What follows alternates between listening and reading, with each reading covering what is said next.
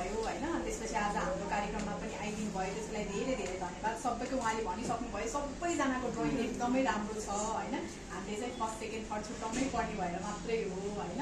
नत्र एकदम सबैजनालाई सबैको प्रयास, तपाईँहरूले जुन महिनावारी अथवा महिनावारी स्वच्छताको बारेमा देखाउन खोजिराख्नु भएको छ त्यो एकदमै राम्रो छ। यसलाई कन्टिन्यू नै राख्नु।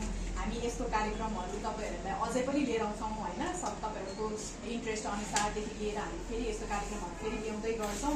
हामीले यसपालि चाहिँ के बुझ्नु भने तपाईँहरूलाई कसको ड्रइङ एकदम राम्रो छ भनेर भन्दा पनि जसले हामीले सुरुमै भनिसकेको थियौँ, जसले चाहिँ हाम्रो एकदम थिममा होइन महिनावारी स्वच्छतालाई चाहिँ एकदम कम्प्रिहेन्सिभ रूपमा लिएर आउनु भएको छ। जस्तै छुवाछुतको कुरा होइन, सरसफाइको कुराहरूदेखि लिएर सबै ल्याउनु भएको छ। जसले चाहिँ त्यसले चाहिँ फर्स्ट सेकेन्ड थर्ड हामीले त्यो आधारमा चाहिँ छुट्याएको छ। नति अब ड्रइङ हेर्दाखेरि जसको एकदम राम्रो छ त्यो चाहिँ होइन, त्यो भन्दा पनि कन्सेप्ट होइन, जसले चाहिँ कन्सेप्ट लिएर आएको छ, जसले एकदम राम्रो कन्सेप्ट लिएर आएको छ त्यसलाई चाहिँ हामीले त्यो हिसाबले चाहिँ विभाजन गरेका छौँ। तर सबैजना तपाईँहरू विनर हुनुहुन्छ, किनभने यो तपाईँहरूको प्रयास हो होइन। महिनावारी देखाउनको लागि होइन, महिनावारी स्वच्छता देखाउनका लागि एकदम राम्रो प्रयास हो। त्यही भएर सबैजनालाई फेरि पनि हाम्रो नेत्रहीन युवा सङ्घ नेपाल अनि त्यसपछि हाम्रो जुन चाहिँ कोलाब्रेसनमा आज काठमाडौँ युथ अफ डेफले पनि गर्नुभएको छ त्यसको लागि धेरै धेरै धन्यवाद।